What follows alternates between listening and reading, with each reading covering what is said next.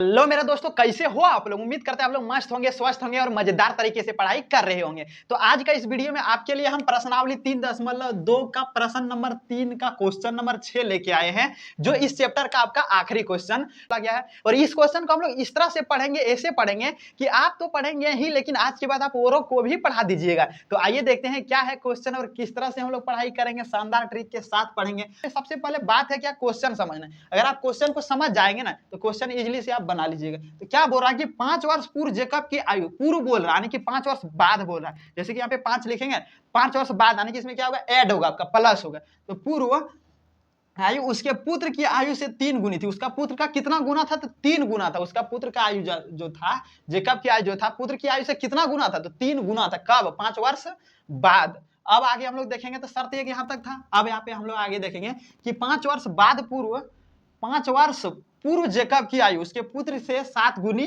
थी। बोल रहा कि 5 वर्ष पूर्व, पूर्व मतलब 5 वर्ष पीछे के बात कर रहा है, यानी कि इसमें क्या होगा, आपका माइनस होगा। तो 5 वर्ष पीछे के बात हो रहा है कि 5 वर्ष पूर्व जेकब की आयु उसके पुत्र से कितना गुना था, तो 7 गुना था। उसका पुत्र की आयु से कितना था जेकब की आयु, तो 7 गुना था। कब, 5 वर्ष पूर्व यानी कि 5 वर्ष पहले 7 गुनी थी। उनके वर्तमान आयु क्या होगा, तो बोल रहा कि उसका वर्तमान आयु क्या होगा। तो हम लोग को बोल रहा है वर्तमान आयु ज्ञात करने। किनका वर्तमान आयु, जेकब और जेकब का पुत्र का वर्तमान आयु। तो आइए हम लोग आसानी से इसको हम लोग सॉल्व कर लेंगे। तो सबसे पहले यहाँ पे आपको क्या लिखना है, तो हल लिखना है। हम लोग यहाँ पे हल लिख लिए।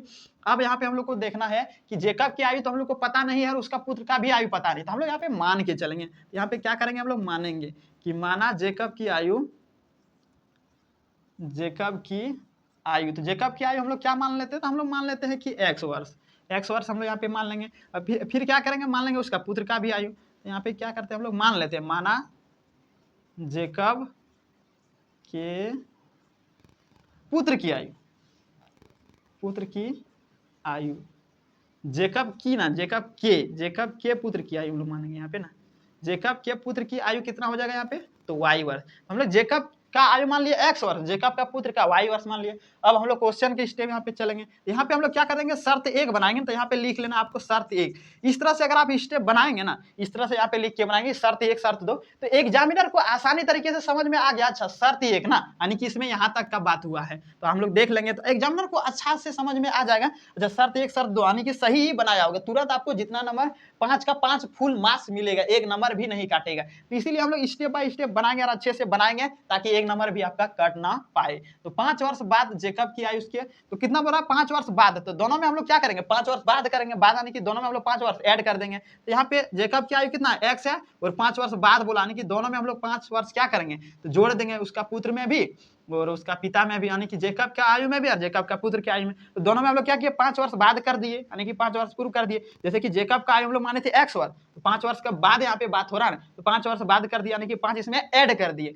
अब यहाँ पे बोल रहा है कि पुत्र का आयु हम लोग माने थे y वर्ष, इसमें क्या किया हम लोग, पुत्र में 5 वर्ष ऐड कर दिया, यानी कि 5 वर्ष बाद का बात, 5 वर्ष जोड़ दिए। यहाँ तक तो आपको आसानी से क्लियर होगा। अब यहाँ पे देखिए, अब आगे हम लोग को बोला है कि 3 गुनी हो जाएगी, 5 वर्ष बाद उसकी आयु का कितना हो जाएगा, 3 गुनी हो जाएगा। यानी कि बोल रहा है कि जेकब की जो आयु था ना, इसका पुत्र की कितना था, 3 गुनी आयु कितना था, ज्यादा था। तो ज्यादा था भाई साहब, जेकब की आयु पहले से आपका 3 गुना ज्यादा है, तो इसमें आपका छोटा कौन होगा, तो इसका पुत्र होगा। तो हम लोग क्या करेंगे, तो जेकब की आयु तो पहले से आपका ज्यादा है, तो हम लोग इसको बराबर करने के लिए किसमें, 3 से गुना करवाना पड़ेगा। तो ऑब्वियसली आपका जेकब की आयु में गुना करवाना पड़ेगा। हमारे स्टूडेंट तो इतना तो ब्रिलियंट है ही, उसको पता समझ में आ जाता है कि जेकब के पुत्र का आयु कितना है आपका। तो जेकब का पुत्र की आयु हमेशा जेकब से तो छोटा ही होगा ना, छोटा। तो हम लोग किसमें गुना करेंगे, तो जेकब का पुत्र में गुना करेंगे, क्योंकि छोटा वाला में हमेशा गुना किया जाता है। तो इसको बराबर करने के लिए हम लोग किसमें करेंगे, उसका पुत्र में कितना से, तो 3 से हम लोग गुना करवा देंगे। तो आइए अब हम इसको सॉल्व कर लेते हैं। तो यहाँ पे +5 है, +5 रख लिए। अब 3 गुना y करेंगे तो 3y हो जाएगा, और 3 गुना 5 करेंगे तो 5 दिया 15 हो जाएगा। यहाँ तक तो हो गया। अब यहाँ पे x है, x रहने देते हैं, x और y वाले को एक तरफ कर लेते हैं और बिना y वाला x वाले को एक तरफ कर लेते हैं। तो यहाँ पे बराबर का इधर आपका y है, तो बराबर का इधर आएंगे तो माइनस का y आ जाएगा। अब यहाँ पे 15 है, तो बराबर का उधर 15 रहने देते हैं। 5 जो बराबर का इस पट्टी था, बराबर का उस पट्टी भेज देते थे। यहाँ प्लस का 5 था, तो बराबर को उस पट्टी भेजेंगे तो माइनस का हो जाएगा। तो यहाँ x है और 3y है, और बराबर का इधर अगर 15 में आपका 5 जाएगा, कितना बचेगा, यहाँ पे 10 बचेगा। इसे हम लोग क्या करते हैं, समीकरण 1 मान लेते हैं, यानी कि शर्त 1 का काम हम लोग यहाँ तक हो गया। अब क्या करेंगे हम लोग, तो यहाँ हम लोग शर्त 2 का काम करेंगे। तो आइए ना शर्त 2 का काम कर लेते हैं। तो यहाँ पे हम लोग को लिख लेना है कि शर्त 2 से, तो हम लोग शर्त 2 से लिखेंगे। अब शर्त 2 यहाँ तक तो आपको थोड़ा सा भी कहीं डाउट नहीं बचा, थोड़ा सा भी ऑल टोटल क्लियर, थोड़ा सा भी कहीं डाउट नहीं बचा, क्योंकि आपको इतना अच्छे से हम समझाए। अब आइए हम लोग देखते हैं शर्त 2।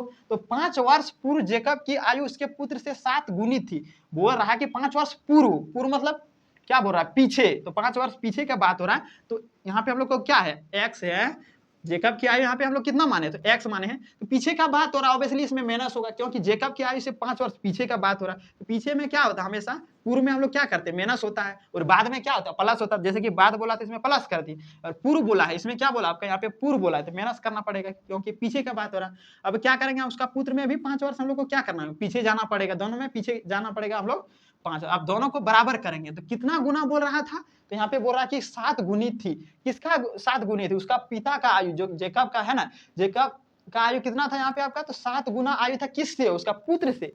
इसका पुत्र से जेकब की आयु 7 गुना ज्यादा था, तो हम लोग 7 ऑब्वियसली किस में गुना करेंगे, तो हमेशा उसका पुत्र में ही करेंगे, क्योंकि पुत्र तो छोटा होता है, तो 7 से हम लोग पुत्र में गुना कराएंगे। तो आइए हम लोग यहाँ पे कर लेते हैं, तो 7 से हम लोग इसमें गुना कर लेते हैं। अब उसका जेकब जो है, जेकब का आयु रहने देते हैं, अब उसका पुत्र में हम लोग डिफाइन कर लेंगे, जैसे कि 7y रहने देते हैं, 7 × 5 = 35 हो जाएगा, इसका हम लोग काम कर लिए।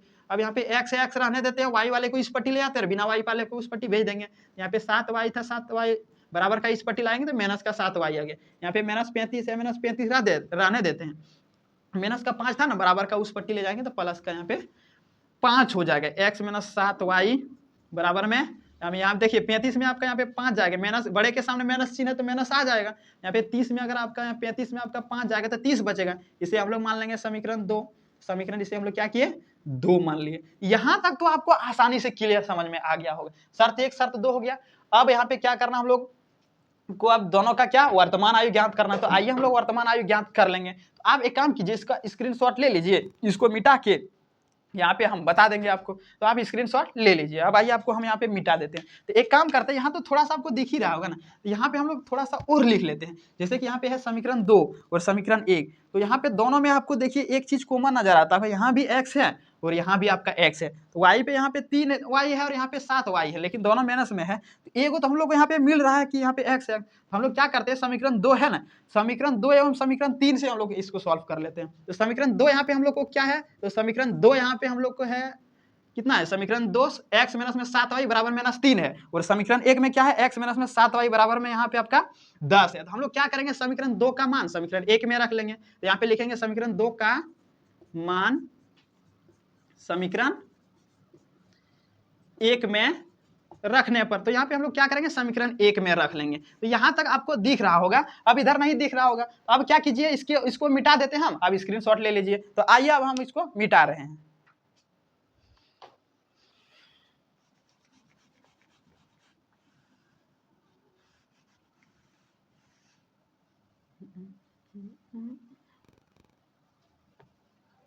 अब यहाँ पे देखिए समीकरण 2 हम लोग को क्या है, समीकरण 2 है x - 7y और बराबर में हम लोग को यहाँ पे माइनस का 30 है, और समीकरण 1 यहाँ पे आपको हम छोड़ दिया, क्योंकि यहाँ पे हम इसको उतार लेंगे, फिर इसको हम लोग मिटा देंगे, क्योंकि मिटा देते फिर याद नहीं रहता, फिर गड़बड़ था। इसको हम लोग उतार लिया, अब इसको क्या करते हैं, मिटा देते हैं, हम लोग मिटा लेंगे। अब यहाँ पे देखिए, तो समीकरण हम लोग क्या कर रहे हैं, समीकरण 2 का मान समीकरण 1 में रखे, यहाँ तो आप रख दिए। अब यहाँ पे आपको क्या है, दोनों में हम लोग क्या करेंगे, समीकरण 2 को घटा लेंगे, यहाँ पे लिखते हैं घटाने पर, हम लोग यहाँ पे घटाने पर लिखेंगे, इसको घटा लेंगे।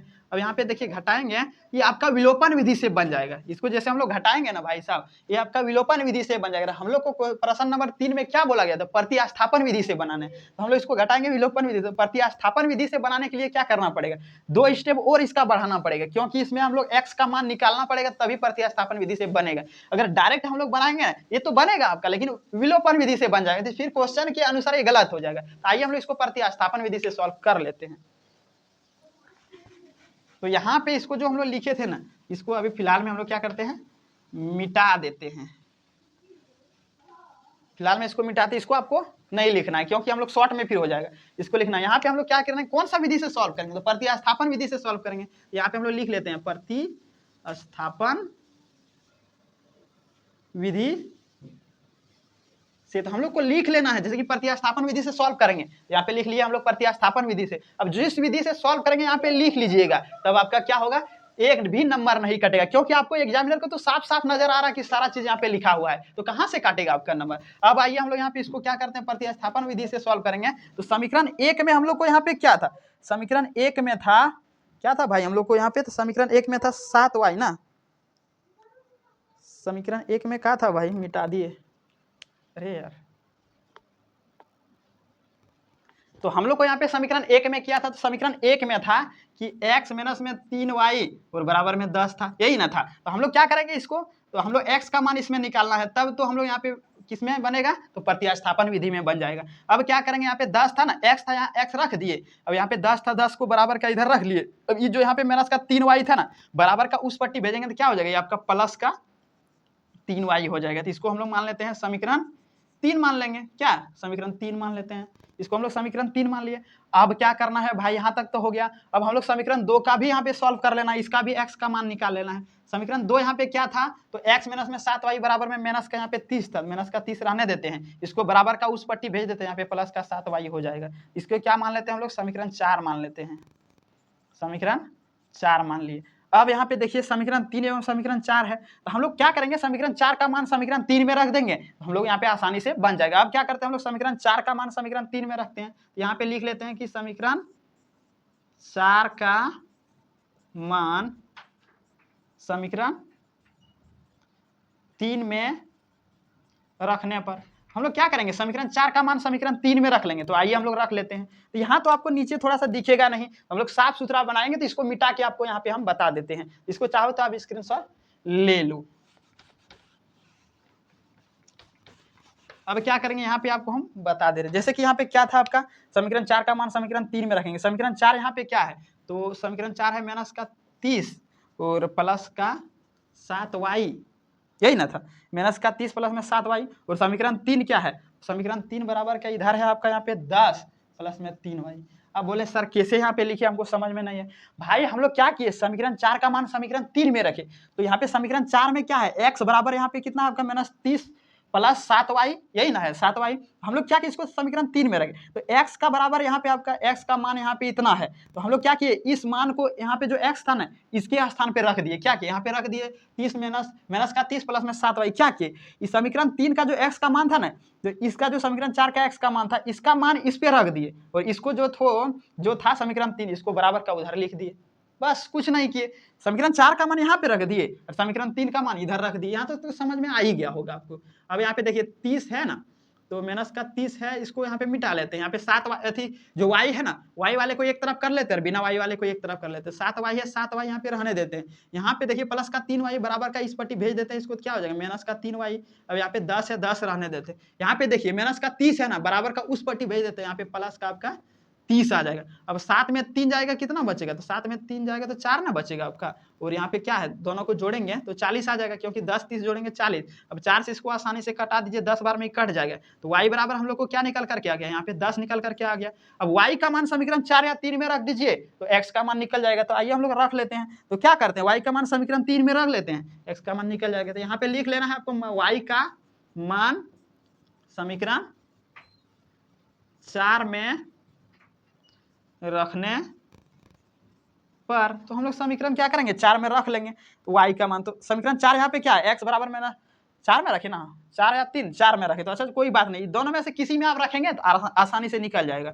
अब जिसमें आपका मन होगा आप रख सकते हैं। हम 4 में रख रहे हैं, तो x बराबर यहाँ पे क्या है, माइनस का 30 और प्लस का 7y है। तो यहाँ पे हम लोग लिख लेते हैं, यहाँ तो आपको दिखेगा नहीं भाई। अब यहाँ पे क्या करते हैं, यहाँ पे लिख लेते हैं कि x बराबर यहाँ पे क्या है आपका, माइनस का यहाँ पे 30 है, माइनस का 30 रख लेते हैं, और यहाँ पे प्लस का 7y है ना, यहाँ पे 7 लिख लेते हैं। शायद आपको इधर भी नहीं दिखता होगा, एक काम करते हैं, इसको मिटा के आपको यहाँ पे ही हम बता दें। यहाँ पे था x और बराबर में माइनस 30 प्लस में 7y, यही ना था हम लोग किसमें, समीकरण 4 में था। तो यहाँ पे x का मान हम लोग आसानी से निकल जाएगा, जैसे कि माइनस 30 है, माइनस 30 रहने देते हैं, प्लस का 7y था ना, तो y का मान हम लोग समीकरण 4 में रख रहे हैं। y का मान क्या है, यहाँ पे 10 है, 10 रख देते हैं, x है, x रहने देते हैं, माइनस 30 है, 30 रहने देते हैं। जैसे कि यहाँ पे हम लोग क्या है, 7 है और यहाँ पे 10 है, 7 गुना 10 करेंगे कितना हो जाएगा, यहाँ पे आपका 70 हो जाएगा। अब यहाँ पे x है, x रहने देते हैं। अब यहाँ पे देखिए माइनस 30 है, तो माइनस का 30 हम लोग लिखेंगे, यहाँ पे काहे लिखे जाएंगे भाई, यहाँ पे देख लीजिए x है, x बराबर में क्या था, माइनस 30 प्लस में 70 है।